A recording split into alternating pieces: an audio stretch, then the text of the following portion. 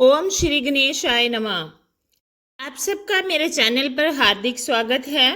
आज हम बात करेंगे गौरी पुत्र गणेश की।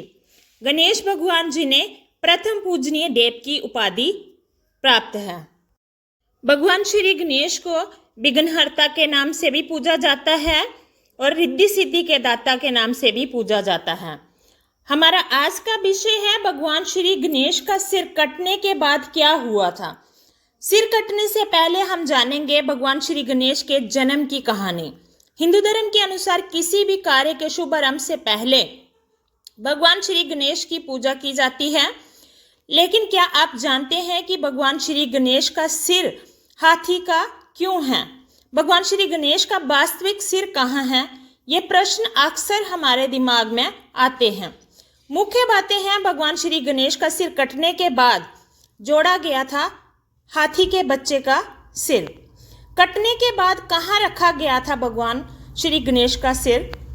तो कटने के बाद भगवान श्री गणेश का सिर रखा गया था गुफा के भीतर, उत्तराखंड के पिथौरागढ़ के गंगोली हाट से 14 किलोमीटर दूर स्थित है ये गुफा। भगवान श्री गणेश का जन्म कैसे हुआ? हिंदू धर्म के अनुसार किसी भी कार्य को करने से पहले भगवान श्री गणेश की आराधना वंदना की जाती है। ऐसी मान्यता है कि भगवान श्री गणेश की प्रथम आराधना करने के बिना कोई भी पूजा सफल नहीं मानी जाती है और ना सफल होती है। ऐसे में सभी देवी देवताओं के पूजन से पहले भगवान श्री गणेश का पूजन करना अनिवार्य माना जाता है। श्री गणेश ही प्रथम पूजनीय भगवान हैं। भगवान श्री गणेश की पूजा आराधना करने से सभी कष्ट दूर हो जाते हैं, इसलिए उन्हें विघ्नहर्ता भी कहा जाता है। भगवान श्री गणेश का नाम सामने आते ही लोगों के मन में कई कथाएं घूमने लगती हैं, जिनमें से एक सबसे प्रचलित कथा है भगवान श्री गणेश के सिर कटने से जुड़ी हुई। अक्सर हम सभी के मन में ये प्रश्न उठता है कि भगवान श्री गणेश का सिर कटा कैसे और उनका सिर हाथी का क्यों है। सबसे महत्वपूर्ण बात कि यदि इन दोनों प्रश्नों के उत्तर मिल भी जाएं, तो उनका सिर कटने के बाद कहाँ गया, ये प्रश्न भी अक्सर सभी के मन में कौतूहल पैदा करता है। शिव पुराण के अनुसार इस कारण कटा था भगवान श्री गणेश का सिर, जिसलिए भगवान श्री गणेश का सिर कटा था, उसका वर्णन शिव पुराण में मिलता है। शिव पुराण कथा के अनुसार भगवान श्री गणेश का जन्म माता पार्वती के शरीर की मैल से माना जाता है। शिव पुराण के अनुसार माता पार्वती ने अपने शरीर की मैल से एक पिंड बनाकर उसमें आत्मा का प्रवेश करवाया, जिसके बाद वह पिंड संजीव हो उठा और ये पिंड बालक के रूप में सामने आया। शिव पुराण के अनुसार माता पार्वती स्नान करने के लिए जब गुफा के अंदर जा रही थी, तो उन्होंने इस नन्हे बालक को आदेश दिया कि गुफा के अंदर किसी को भी प्रवेश ना करने दिया जाए। माता पार्वती के गुफा के भीतर जाते ही भगवान शिव वहां पर पहुंच जाते हैं।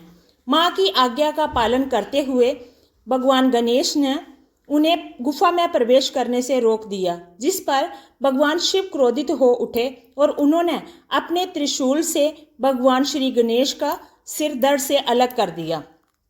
सिर कटते ही माता पार्वती की चीख पुकार और विलाप से पूरी सृष्टि कंपायमान हो उठी।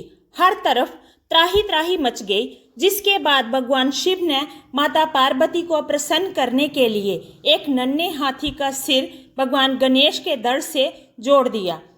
तभी से भगवान श्री गणेश का सिर हाथी और धड़ बालक का बना है और इसी स्वरूप में हम भगवान श्री गणेश की पूजा अर्चना करते हैं।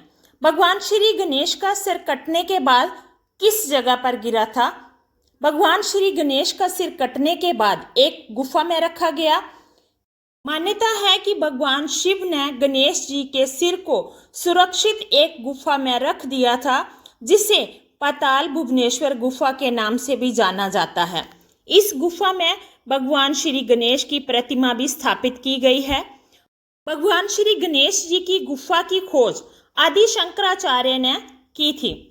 इस प्रदेश में है भगवान श्री गणेश का वास्तविक सिर की गुफा।